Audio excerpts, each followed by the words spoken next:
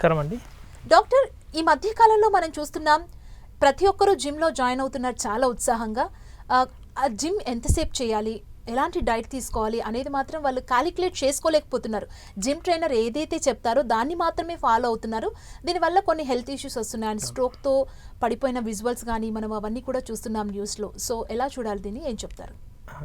First అండి, gym ఎప్పుడైతే మీరు స్టార్ట్ చేస్తారో డెఫినెట్గా రెండు విషయాలు గుర్తుంచుకొని చేయాలి. ఒకటండి, ఫస్ట్ వార్మప్స్తో స్టార్ట్ చేయాలి జిమ్ని.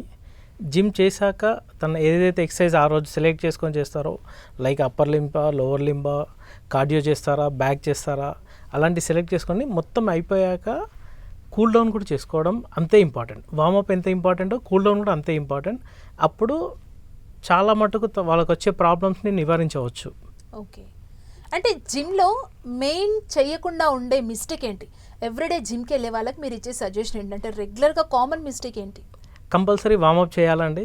మీరు చేసే ఎక్సర్సైజ్ తర్వాత కూల్ డౌన్ కూడా చేసుకోవాలి. ఓకే, అండ్ ఇంకొకటి ఏంటంటే జిమ్ ట్రైనర్ ఒక డైట్ ఇచ్చేస్తాడు వెళ్ళగానే, సో దాన్ని ఫాలో అవుతుంటారు. న్యూట్రిషనిస్ట్ దగ్గరికి వెళ్లకుండా ఓన్లీ జిమ్ ట్రైనర్ని నమ్ముకొని చేసి అనారోగ్య సమస్యల పాలైన వాళ్ళు కూడా చాలా మంది ఉన్నారు. సో మీరేం చెప్తారు యాజ్ ఎ డాక్టర్? అవునండి, చాలామంది ఈ పొరపాటు జరుగుతుంది. చాలా ప్లేస్లలో మేము కూడా చూస్తున్నాం. సార్, మా జిమ్ ట్రైనర్ ఈ వే ప్రోటీన్ ఇచ్చారు, ఈ ప్రోటీన్ తీసుకోమన్నారు, ఈ ప్రోటీన్ షేక్స్ వాడమన్నారు, అండ్ డిఫరెంట్ డైట్స్ చెప్తున్నారు. మీ బాడీ ఇండెక్స్, మీ బిఎంఐ తరపున చెక్ చేసినాకనే మీకు ఇలాంటి ఫుడ్ ఇవ్వాలి. అది ఒక క్వాలిఫైడ్ న్యూట్రిషనిస్ట్ కానీ ఒక డైటీషియన్ కానీ మీకు సజెస్ట్ చేస్తే మీరు వాడండి. బట్ కొంతమంది ఆ ట్రైనర్ మాత్రం జిమ్లో ట్రైనర్ కావచ్చు, జిమ్లో హీ వాజ్ బెస్ట్ కావచ్చు, బట్ ఫుడ్ విషయంలో మాత్రం హీఈస్ నాట్ బెస్ట్.